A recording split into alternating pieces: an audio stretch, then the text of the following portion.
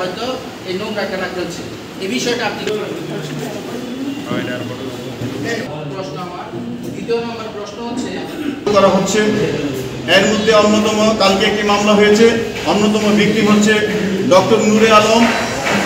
Doctor নূরে আলম জাহাঙ্গীরনগর বিশ্ববিদ্যালয়ে পড়াকালীন সময়ে জাতীয়তাবাদী ছাত্র দলের সাথে সম্পৃক্ত ছিল। আফম কামাল উদ্দিন হলের নির্বাচিত সংসদের ক্রীড়া সম্পাদক ছিল। জাতীয়তাবাদী ছাত্রদল জাহাঙ্গীরনগর বিশ্ববিদ্যালয়ের শাখার সহসভাপতি ছিল।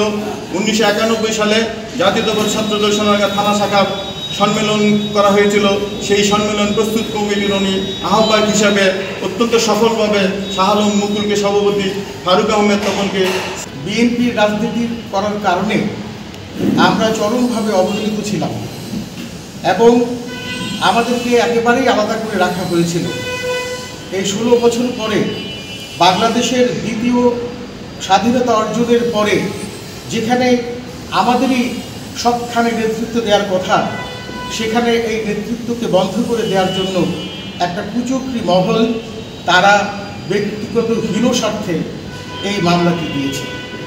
যারা এই মামলার সাথে কোনোভাবেই জড়িত নয় তাদেরকে এই মামলা থেকে অব্যাহতি দেওয়ার জন্য যারা এই মামলা করেছে তারাই ব্যবস্থা নেবে, আমি এটা আশা করছি এবং দাবি জানাচ্ছি, এবং উদ্দেশ্য প্রণোদিতভাবে এই মামলা করার কারণে তাদের বিরুদ্ধে আমি বিচারেরও দাবি জানাচ্ছি।